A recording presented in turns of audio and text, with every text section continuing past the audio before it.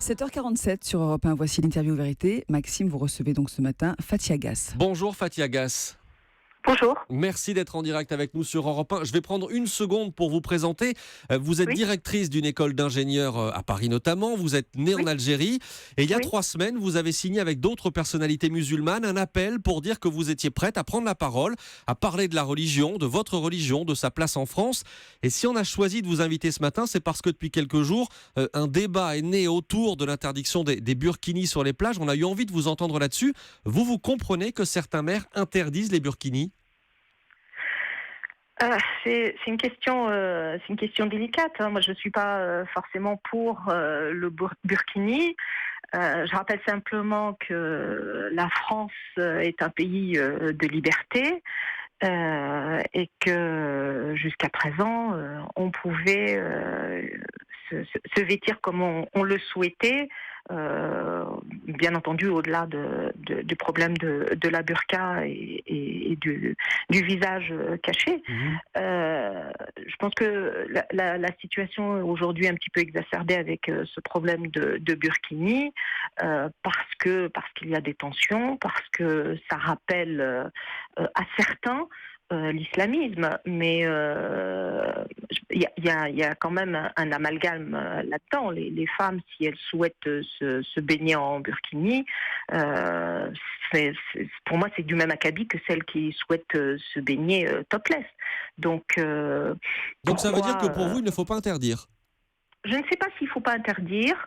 Je comprends effectivement que ça exacerbe. Je comprends qu'il y ait des réactions parce que ça fait penser à l'islamisme, parce que ça fait penser à tout ce qui s'est passé, parce que c'est interprété par certains comme une provocation, comme du communautarisme. Mais au-delà de ça, les reportages que j'ai vus montrent qu'elles ne sont pas si nombreuses. Donc voilà. Alors vous en avez rencontré des femmes qui portent le burkini ? Non, pas du tout. Mais je ne suis pas non plus en vacances dans un endroit où il y a des plages, donc difficile. Mais qu'est-ce que vous pouvez comprendre de leur motivation ? Si leur religion, comme elles le disent, ou comme certains le disent, leur demande de voiler leur corps, ou une partie de leur corps, et qu'elles souhaitent se baigner, je crois que là, il n'y a pas vraiment le choix. Soit on met une tenue qui permet de se baigner en se voilant, que ce soit le burkini ou autre chose, soit elles ne se baignent pas. Donc, si elles choisissent de se baigner, il faut qu'elles trouvent le moyen de se baigner en continuant à respecter leur religion. Maintenant, c'est interprété comme un retour au communautarisme. Est-ce que c'est leur choix ? Est-ce que ça leur est imposé par leur communauté ? La question est un peu là. Mais est-ce que vous aussi, vous voyez le burkini comme une forme d'asservissement de la femme ? Non, pas comme une forme d'asservissement de la femme, si c'est un choix personnel. Si effectivement ça leur est imposé, oui. Je pense que certaines le font par choix personnel et il ne faut pas négliger cet aspect-là. Il faut vraiment s'interroger sur la possibilité des femmes aujourd'hui de choisir et leur religion et leur tenue et ce qu'elles souhaitent faire, c'est tout. Quand Jean-Pierre Chevènement ou quand Manuel Valls s'appellent les musulmans à la discrétion en ce moment, est-ce que vous comprenez cet appel-là ? Non, parce que je ne sais pas ce qu'ils entendent par la discrétion. Pourquoi appeler les musulmans à la discrétion ? Ça veut dire quoi ? Ça veut dire que les musulmans ne sont pas discrets, mais ça veut dire quoi, ne pas être discret ? Pourquoi appeler les musulmans à la discrétion ? Pourquoi ne pas appeler les islamistes et Daesh à l'arrêt de leur combat, de leur tuerie ? Ça veut dire quoi exactement, appeler les musulmans à la discrétion ? Et pour moi, ça n'a pas de sens. Pour moi, ça ne veut absolument rien dire. Les musulmans ne sont pas moins discrets que les autres. Ça, pour moi, je comprends pas cet appel. Honnêtement, je comprends pas cet appel. Et pour vous, il n'y a pas un côté ostentatoire, je rebondis sur le côté discrétion, il n'y a pas un côté ostentatoire à vouloir se baigner en burkini, par exemple, l'été ?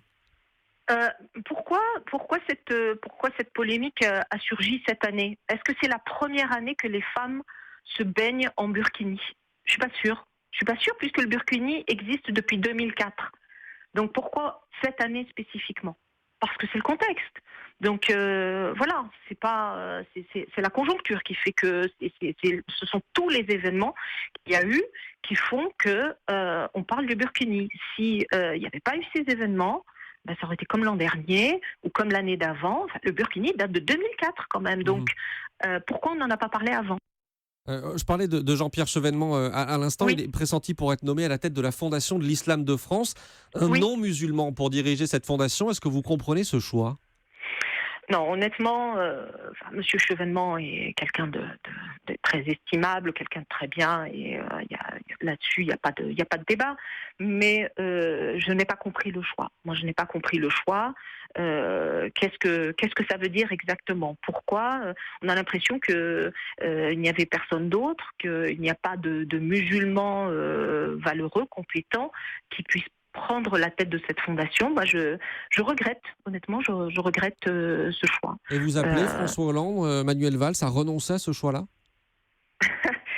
Je ne sais pas si j'ai le pouvoir de les appeler à renoncer à ce choix-là, mais j'aimerais effectivement que ce choix soit à nouveau débattu avec des personnes d'autorité, des musulmans, pour réfléchir à un choix qui me semblerait un peu plus opportun.